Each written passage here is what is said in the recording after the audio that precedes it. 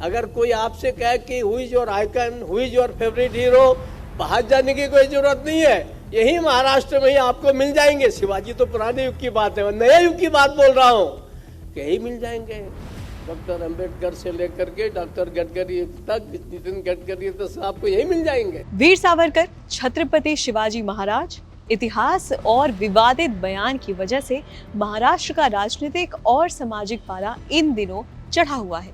अभी जिनको आपने सुना वो है महाराष्ट्र के राज्यपाल भगत सिंह कोश्यारी।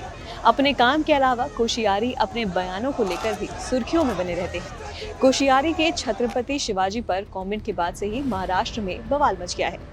सबसे पहले सुनिए उनका पूरा बयान। स्कूल में तो हमारे टीचर हमको वो देते थे, who is your favourite hero, ऐसा आपका फेवरेट लीडर कौन है। तो हम लोग उस समय जिसको सुभाष चंद्र बोस अच्छे लगे उनको, जिसको नेहरू जी अच्छे लगे, जिनको गांधी जी लगे अच्छे लगते थे।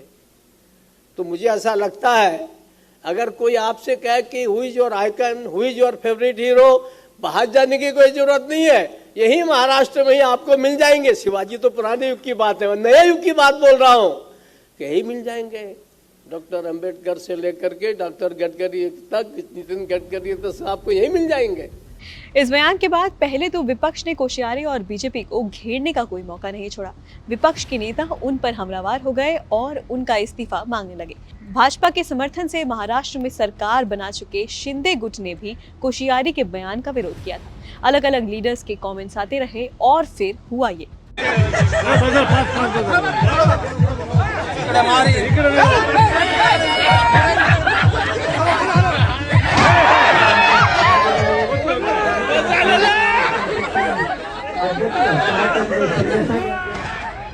कोश्यारी पर कार्रवाई की मांग और पुणे बंद का आह्वान।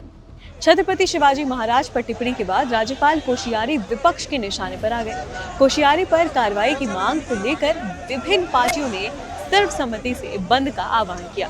इस बंद को विभिन्न व्यापारी संघ, मराठा सेवा संघ, मुस्लिम संगठन, दलित संगठन, ऑटो यूनियन, बैंक यूनियन और विभिन्न स्पोर्ट एसोसिएशन ने अपना समर्थन दिया है। दरअसल महाराष्ट्र के राज्यपाल भगत सिंह कोश्यारी ने 19 नवंबर को औरंगाबाद में एक यूनिवर्सिटी के कार्यक्रम में शिवाजी को पुराने दिनों का आइकॉन कहा था। कोश्यारी के साथ ही कार्यक्रम में केंद्रीय मंत्री और भाजपा नेता नितिन गडकरी और एनसीपी प्रमुख शरद पवार भी मौजूद थे। उन्होंने भरी सभा में बाबा साहेब अम्बेडकर और केंद्रीय मंत्री नितिन गडकरी को नए जमाने का आइकन बताया था। बवाल की आग से बीजेपी के स्पोक्स पर्सन सुधांशु त्रिवेदी भी बच नहीं पाए। उन्होंने एक सभा में बयान दिया था कि छत्रपति शिवाजी महाराज ने औरंगजेब से 5 बार चिट्ठी लिखकर माफी मांगी थी। त्रिवेदी के इस बयान के बाद भी महाराष्ट्र में बवाल मच गया था। इस सब के बाद कोश्यारी की मुश्किलें और बढ़ गई हैं और इतनी बढ़ गई हैं कि उन्होंने होम मिनिस्टर अमित शाह को बकायदा एक लेटर लिखकर मार्गदर्शन करने की रिक्वेस्ट की है। स्क्रीन पर आपको उनका लेटर भी दिख रहा होगा। कोश्यारी ने ये चिट्ठी 6 दिसंबर को लिखी थी, जो कि अब सामने आई है।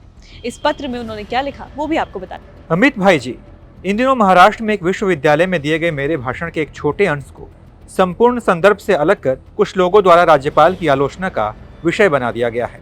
युवा पीढ़ी के सामने अपने आदर्श व्यक्तियों के उदाहरण हो तो वे उनसे प्रेरणा लेते हैं।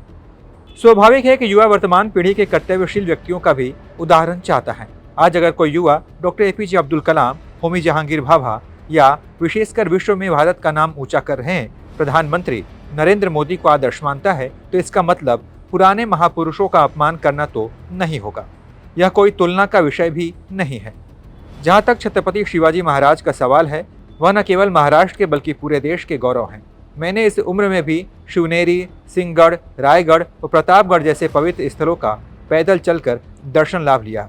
मैं शिवाजी महाराज जैसे वंदनीय पुत्र को जन्म देने वाली माता जिजाऊ के जन्मस्थान सिंदखेड़ राजा का दर्शन करने वाला 30 साल से अधिक समय में पहला राज्यपाल हूँ, वह भी हवाई मार्ग से नहीं बल्कि सड़क मार्ग से।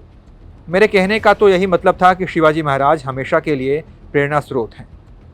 अमित भाई, आप जानते हैं 2016 में जब आप हल्द्वानी में थे तो मैंने सार्वजनिक तौर पर ऐलान किया था कि मैं 2019 का लोकसभा चुनाव नहीं लड़ूंगा और राजनीतिक पदों से दूर रहूंगा।